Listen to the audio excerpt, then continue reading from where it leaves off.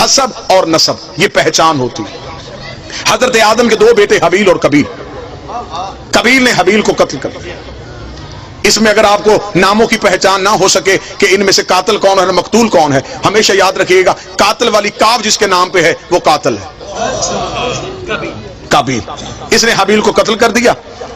پھر خدا نے آدم کو دو بیٹے دیے، ایک کا نام شیس، ایک کا نام یافس۔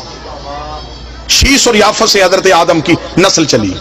ان کے لیے اللہ نے جنت سے دو حوریں اتاری، ایک کا نام نزلہ، ایک کا نام منزلہ۔ شیس اور یافس کی نسل دنیا میں قائم ہو گئی۔ شیس کو اللہ نے 12 بیٹے دیے اور یافس کو اللہ نے 12 بیٹیاں دی۔ ان دونوں کی خاندانوں کی آپس میں شادیاں ہونی شروع ہو گئی اور نسل انسانی پھیلنا شروع ہو گئی۔ شیس اور یافس سے نسل انسانی چلی۔ پھر یافس کی نسل سے خدا نے آگے انبیاء کا سلسلہ شروع کیا۔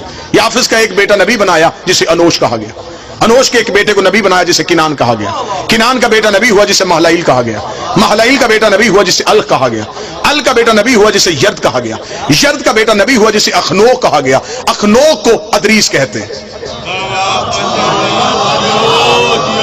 یہ جناب ادریس اس دنیا میں پہلا انسان ہے جس نے تہذیب انسانیت کا آغاز کیا۔ جناب ادریس کی زندگی، جناب ادریس کے بارے میں مکمل مجلس پڑھی جا سکتی، لیکن میں بڑی جلدی گزرنا چاہتا ہوں۔ جناب ادریس وہ ہے، سب سے پہلے یہ جو زراعت ہے، یہ جو آپ آج کھیتی باڑی کرتے ہیں، یہ سب سے پہلے جناب ادریس نے شروع کی۔ گنتی سب سے پہلے ادریس نے ایجاد کی۔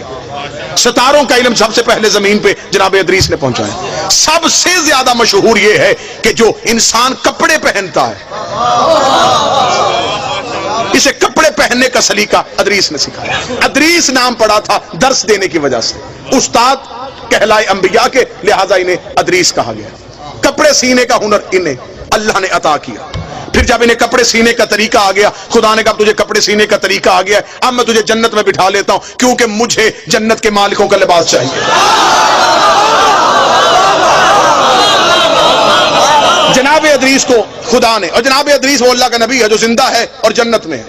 عیسیٰ زندہ ہے لیکن جنت میں نہیں، عیسیٰ چوتھے آسمان پہ، ادریس زندہ ہے لیکن جنت میں، اس لیے یہ کام پہلے کر چکا ہے جس کے بعد جنت میں جانا تھا۔ یہ وہ کپڑے سی چکا ہے۔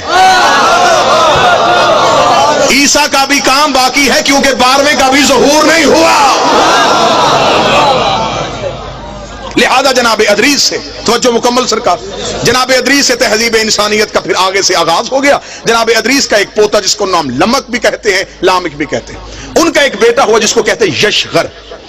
یشغر کیونکہ عبرانی زبان کا لفظ ہے، اسے عربی میں عبد الغفار بھی کہا گیا، عبد الشکور بھی کہا گیا، عبد الاعلی بھی کہا گیا۔ یہ 3 نام تاریخ میں عرب کی طرح لکھے، لیکن نام ان کا پڑ گیا نوح، نوحہ پڑھنے کی وجہ سے۔ قوم ظلم کرتی تھی، نوح نوحہ پڑھتا تھا، قوم پتھر مارتی تھی، نوح نوحہ پڑھتا تھا۔ نوحے پڑھنا نبیوں کی سنت ہے، پتھر مارنا کافروں کی عادت۔ نوجوان آج کی مجلس کو مکمل توجہ فرمائیے۔ جناب نوح نے سلسلہ تبلیغ کا آغاز کر دیا۔ 950 سال یہ اللہ کا نبی تبلیغ کرتا رہا، 950 سال۔ بندے کتنے مسلمان ہوئے؟ 80۔ 950 سال تبلیغ، 80 بندے مسلمان۔ 950 سال کے بعد جناب نوح نے کہا میرے اللہ بس تھک گیا ہوں۔ 950 سال کوئی تھوڑا عرصہ نہیں ہوتا۔ عذاب بھیج ان پہ۔ نوح نے عذاب مانگا، یہ جبریل آیا، جبریل نے ہاتھ میں کھجوریں رکھ دی، اس نے کہا اللہ کہہ رہا کھجوریں کھا اور گٹھلیاں دفنا۔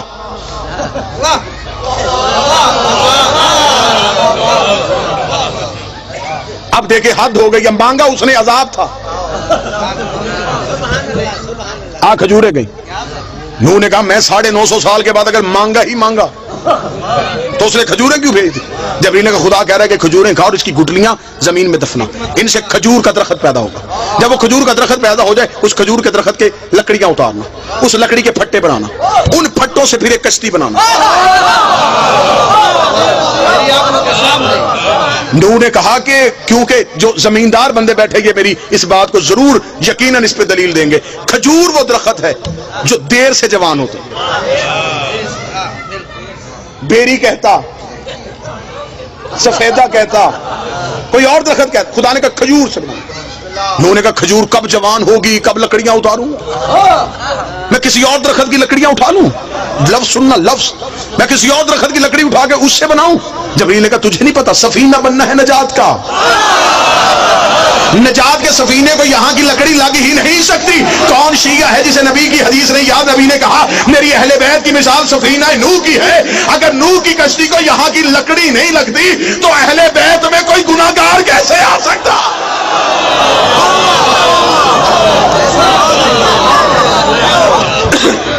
جناب نوح نے, میں خیر پورا واقعہ میں ایک سارے قصے چھوڑ رہا ہوں. جناب نوح نے سفینہ تیار کر لیا. سفینہ تیار کر کے جناب نوح نے بٹھایا سب کو, جو 80 لوگ تھے انہیں بٹھا لیا. بیٹا چھوڑ کے چلا گیا کنعان, ڈوب گیا. بیوی غرق تھی, نبی کی بیوی ماری گئی. تھا نبی کا بیٹا غرق ہو گیا. جوڑے جوڑے بٹھانے شروع کر دیے. جانوروں کی ہر نسل, کیونکہ دوبارہ پوری دنیا نے غرق ہونا تھا, نئی دنیا آباد کرنی تھی, لہذا ہر مخلوق کا جوڑا چاہیے تھا. نبی نے بلایا ساری مخلوقات میں سے 80 انسان آ گئے اور ہر ایک جانور کا جوڑا جوڑا آنا شروع ہوا. حتیٰ کہ خنزیر جو ہے یہ بھی نوح کی کشتی کی طرف دوڑا. اس کی ماتا نے اس سے پوچھا کہاں جا رہا ہے؟ اس نے کہا تجھے نہیں پتا نبی بلا رہا ہے. اگر نہ گئے تو کل کو دنیا کہے گی جی سور تھے نہیں آئے.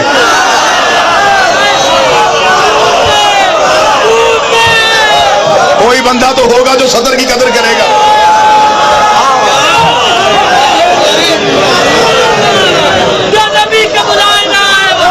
کل کو دنیا کہے گی, رائے نجم صاحب کل کو دنیا کہے گی خنزیر تھے نبی بلاتا رہا نہیں ہے, لہذا ہمیں جانا پڑے گا. چلے گئے 80 لوگ آباد ہوئے. 80 لوگ لے کے جناب نوح کی کشتی کو ہجودی پہ جا کر رکی. پوری دنیا غرق ہو گئی. ترکی کے قریب ایک شہر آوران آج بھی ہے. یہ پہلا شہر ہے جناب نوح کے دور کا جو آباد ہوا. اگر نوجوان بیٹھے, اگر آپ گوگل پہ جائیں, میپ اٹھائیں, تو آپ کو عراق سے موصل سے جو حلب کی روڈ ہے اس پہ آپ دیکھیں تو شمال کی جانب آپ کو وہ آبادی نظر آئے گی, آوران. یہ زمانہ قدیم کا سب سے پرانا شہر ہے جو آج بھی آباد ہے. یہاں پہ آ کے وہ 80 لوگ آ کے ٹھہرے. انہوں نے اس شہر 80 لوگوں نے وہ شہر آباد کیا. وہاں پہ آج بھی ایک گلی ہے, ایک بازار ہے جسے کہتے ہیں سوق السمانیہ. 80 لوگوں کی آباد کی ہوئی گلی. سمانیان کہا جاتا ہے 80 کو, سوق کہا جاتا ہے عربی میں بازار کو. 80 لوگوں کا آباد کیا ہوا بازار. یہاں پہ آ کے انہوں نے یہ شہر آباد کر لیا. جب یہ شہر آباد ہو گیا تو پھر ایک ایسی بیماری ہے جس سے یہ 80 لوگ دنیا سے چلے گئے. نوح کے 3 بیٹے اور ان کی اولاد بچ گئی, حام, سام اور یافس. اب خدا نے دوبارہ نسل انسانیت کا آغاز کر دیا. حام, سام, یافس. نوجوان یاد رکھیے گا آج کی تقریر, حام, سام اور یافس. اب اس سے نسل انسانیت شروع ہونے لگی, کیونکہ خدا اب دوبارہ انسان کو طاہر کرنے لگا ہے. مرکز عصمت پہ انسان کو لے کے واپس آنے لگا ہے. اب حام, سام اور یافس یہ 3 بیٹے ہیں جن سے نسل انسانیت کا آغاز ہو گیا. حام کے 9 بیٹے, سام کے 9 بیٹے, یافس کے 11 بیٹے, جس سے نسل انسانی چلی.